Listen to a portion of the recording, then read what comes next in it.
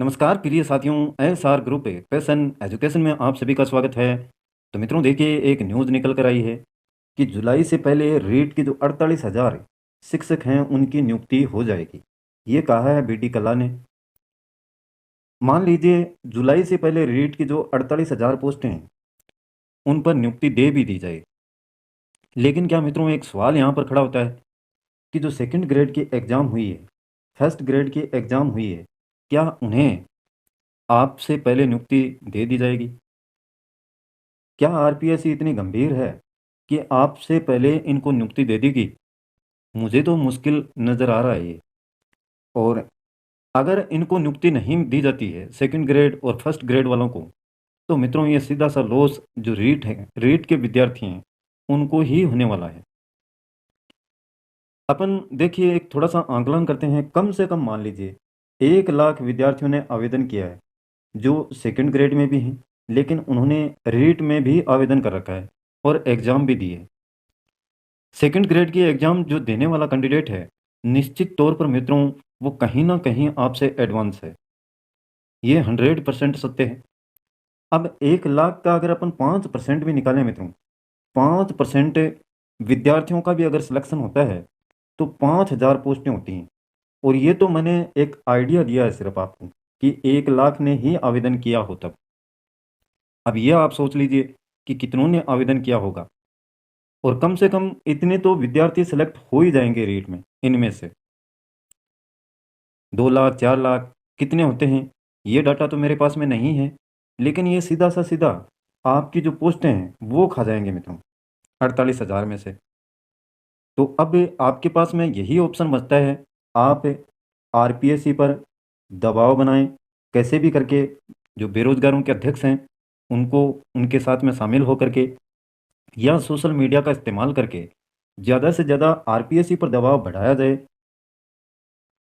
आगे मित्रों ये आगे की बातें हैं। देखिए जो सेकंड ग्रेड की एग्ज़ाम है वो निरस्त होगी, पेपर आउट हुआ है।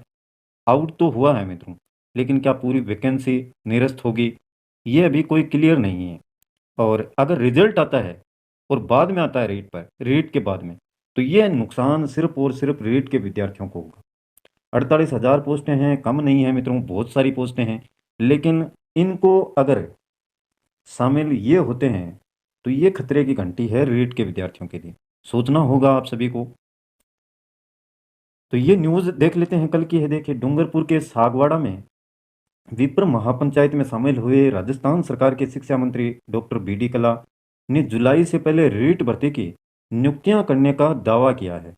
ये बात उन्होंने कही है कि हम जुलाई से पहले पहले इनको नियुक्तियां दे देंगे। साथ में देखिए उन्होंने कहा कि 1 लाख कार्मिकों की जो भर्ती है शिक्षा विभाग कर रहा है, और जुलाई से पहले रीट से 48,000 पदों को भर देंगे। वहीं से शारीरिक शिक्षक, वरिष्ठ अध्यापक, व्याख्याता, कंप्यूटर अनुदेशक, अनुदेशक और अंग्रेजी मीडियम के लिए 10,000 शिक्षकों की भर्ती सहित 1 लाख पदों को भरने की प्रक्रिया अगले 3-4 माह में कर देंगे। ऐसा कहा है इन्होंने। होता है नहीं होता है ये आगे की बातें हैं मित्रों। लेकिन यहाँ पर आपके लिए जो एक समस्या खड़ी होती है वो यही है मित्रों कि या तो इस वैकेंसी पर कुछ भी रिजल्ट हो, अगर निरस्त होती है तो शीघ्रता से उसको जो भी डिसीजन लेना है वो लें, छात्रों को भ्रमित ना करें। ये नुकसान है मित्रों।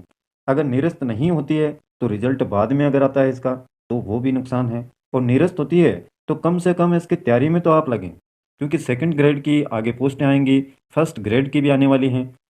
और अब तो 50 ज़िले हो गए हैं। 50 ज़िले होने के बाद में वैकेंसियाँ बहुत ज़्यादा बढ़ने वाली हैं। 33 ज़िलों में इतनी आ रही हैं, तो 50 में आप मान के चलो कितनी बढ़ेंगी। तो ये बातें हैं मित्रों, जिन पर आपको विचार करना चाहिए। और सोशल मीडिया का ज़्यादा से ज़्यादा इस्तेमाल करें।